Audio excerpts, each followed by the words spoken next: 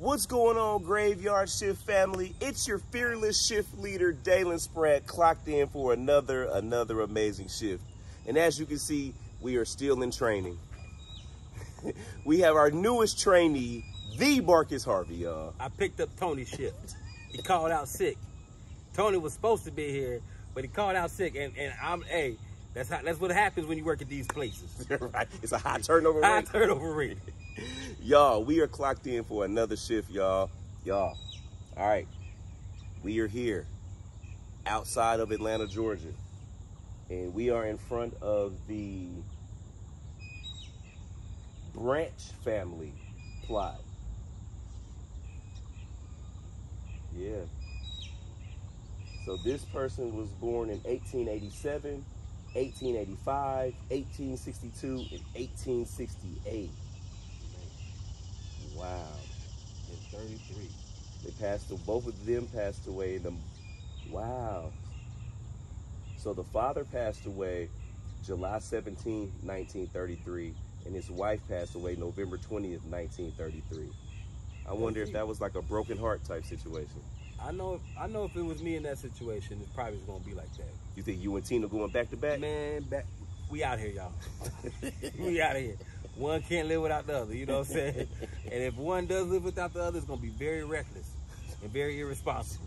So we gotta just make sure. That is hilarious. Man, that's your soulmate. So I can just imagine like this right here, like your soulmate. Yeah. That's really, really interesting. They died. He called him a cougar now. 3 months. He got him a cougar now. What is it? Because she older than him. No.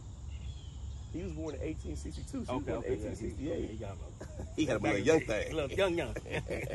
Little sugar daddy. Yeah. Oh, he was Reverend. He was a Reverend. Yeah, Reverend Charles Hence Branch. Yep. Oh. Reverend Branch. Okay. This is a good shift. This is going to be a good shift. Okay. So he was a Reverend. So, you know, a lot of times people tell us in the community that as Christians, we shouldn't be trying to converse with those who passed away. Like the Bible speaks against, you know, trying to speak to the dead.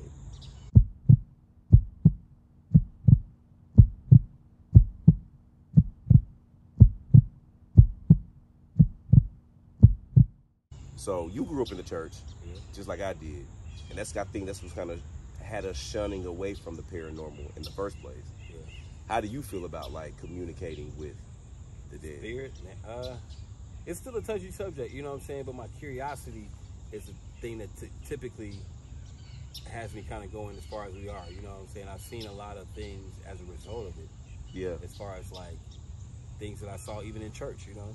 Yeah. Because in church, you know, we were shouting and dancing and all that other stuff. You know, we were, you know, invoking the spirit. And it does sometimes feel a little unique when I'm seeing other types of spirits, you know what I'm saying, what might be out there. But I'm just learning. Yeah. Regardless of one day if I don't feel like doing it, I won't. You know what I'm saying? But right now, my curiosity, and I'm protected right now. Yeah. You know, I don't know how you would show me like he wasn't protecting me, but yeah, I think he's just keeping us right now. And it's cool because I think that we're able to tell people how it is. And they don't necessarily have to kind of go through some of these steps that we go through, but we're able to kind of introduce them and show them like, yo, this is somebody just conversing.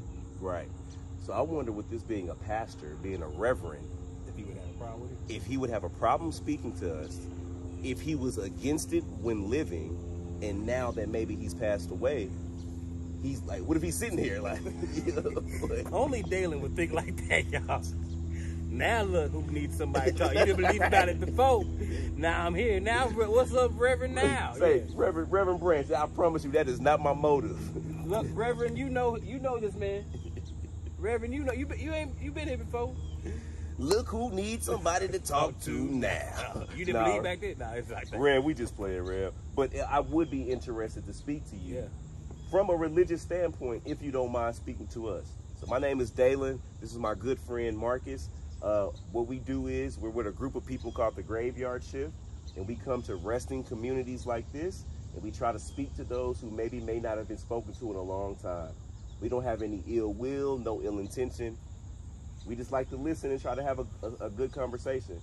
So Reverend Branch, I hope that we're not disrespecting you or your family by doing this. But if you are here, we would love to speak to you, Rev. We would love to speak to you. Yeah, man. Yeah, man. All right. So, Reverend Branch, I'm about to cut on this box. Please feel free to come through at any time. Or anyone else who's around. But I wonder if we can specifically hear.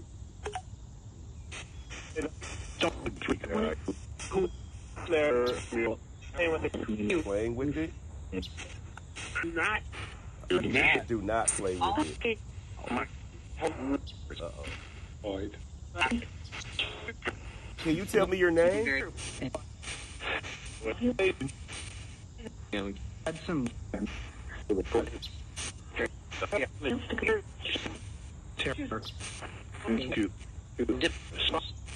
We would like to speak to the Reverend. Is he here, please?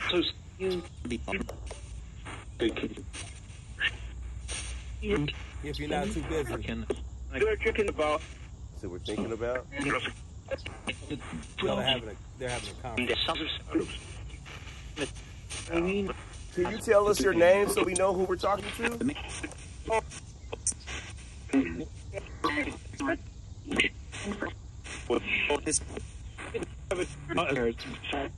You said Charles. I swear I just heard Charles. This is my last shift, y'all. That's crazy. And that's Reverend Charles. No. You said yeah.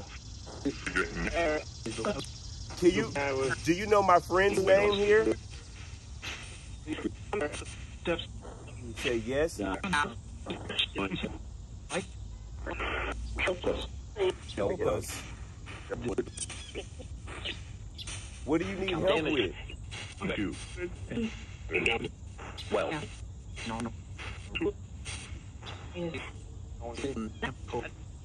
something's difficult? Is the other side difficult?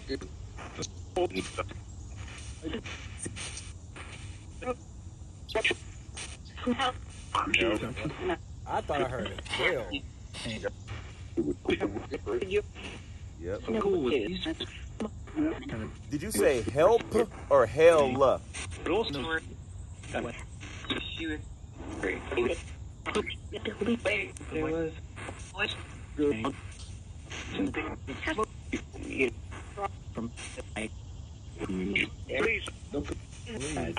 Reverend Charles, is what we're doing wrong? It might. It might. How do you feel about it?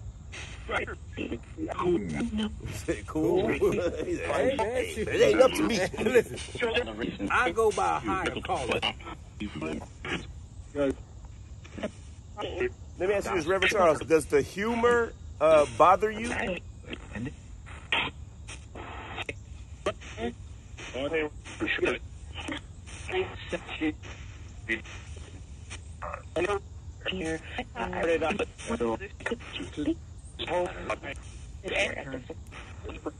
So, a lot of people believe from a religious standpoint it's wrong to try to speak to spirits. How do you feel about it now?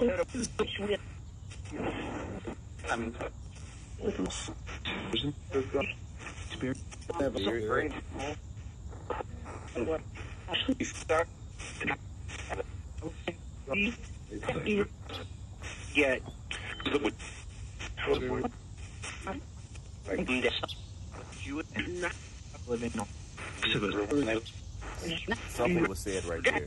I'm gonna go back and listen to that. So, does your wife want to say anything? Does the first lady want to say anything?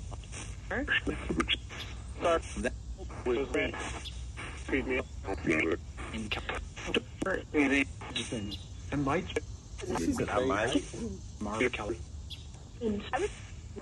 How are you, First Lady?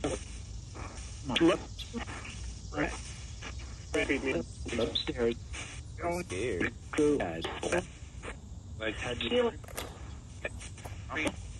Why are you scared? Something dead? Is it scary over there?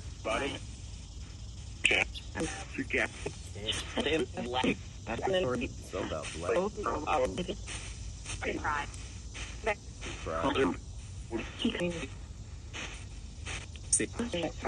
Are you with your husband? Rosemary. So you know, we have a couple of reoccurring guests that come through on our daily shifts. Mary Ellen, Rosemary, Adrian, and a brother named Walter. Now listen, he's the last Walter, because there ain't been a lot of Walter. You don't just run into a Walter. Hey man, people are kind of iffy about Walter. What about his existence, or that his name is Walter? No, we know his name is Walter, about his motive and his intention. Can I be honest with you? Always. And I'm gonna talk to you like the camera's not here, okay. And like I don't have 85,000 shifters worldwide. 95 by this time. Right. But nah, man, so we have these reoccurring people that come through, and it seems like Mary Ellen and Rosemary seem to help spirits when they're in need. Anytime a spirit says help or I'm stuck, Rosemary and Mary Ellen immediately pop up, right? We have another person named Adrian. I feel like Adrian is a little bit younger. She might be like in her 20s, it seems like. And she comes around to help. But then there's Walter. And when Walter show around, like, people be like, shut up, like, get out, like, leave. Like, Walter comes in there, he start ruffling tables. Walter the guy who come in and go straight to the food table and don't get no napkin and just start digging in and stuff. With his head. Hey, Walter, come on, calm that down. Walter, come on, Walter. And Walter look at you like this. Walter come in, touching guns, multiple meatballs. He come in guns a-blazing. You can't touch multiple meatballs, Walter. But see, here's the issue, though, that I have. Like, okay, with Ghost Brothers, bro. Correct, yeah. What has always been the one thing that we've been, like, conscientiously aware of since the day one of filming Ghost Brothers, bro? Just the respect level of that, but personally though, I know I'm leading you because you don't even know where I'm going with this, but I just want to see if you know what I'm saying. Not even from a spiritual element, just what was our internal battle with doing the show? Oh, not to be called oons.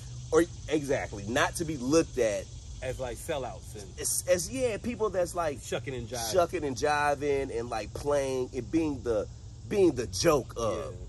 You know what I'm saying? Yeah, I mean, like, we ain't on TV. Like, the word is cooning. Yes, like, you don't want to shuck and jive, like, be putting on for television like just because you're black. Bugging your eyes. Like, all of that. Superly scared.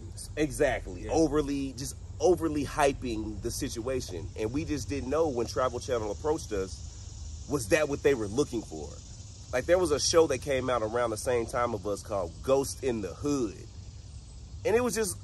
It was like an exploitation. Exactly, that's the word. Yeah. We didn't want to be considered an exploitation in this field or genre.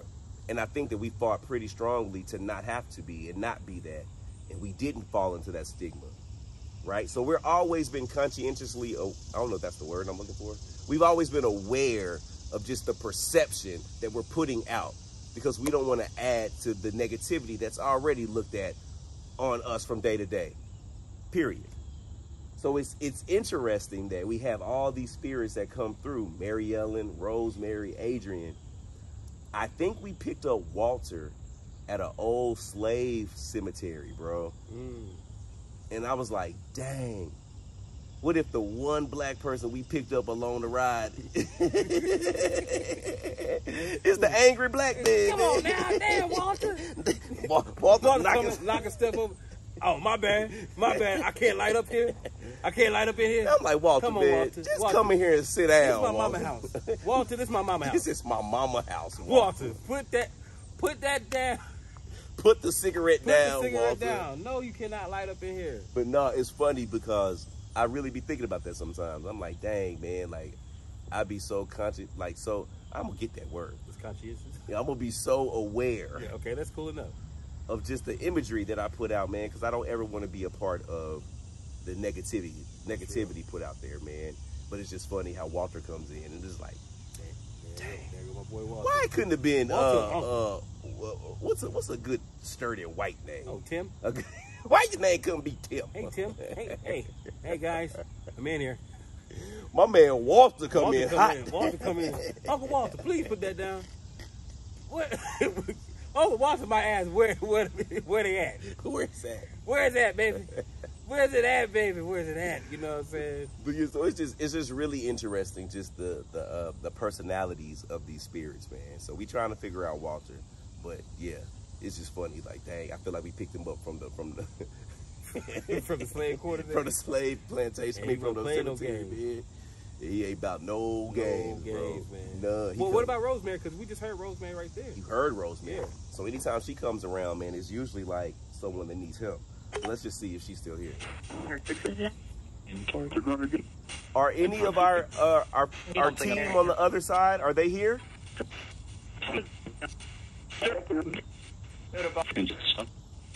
From our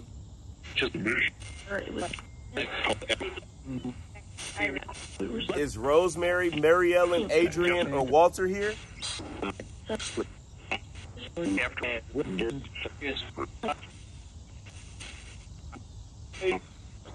Who is me? Well.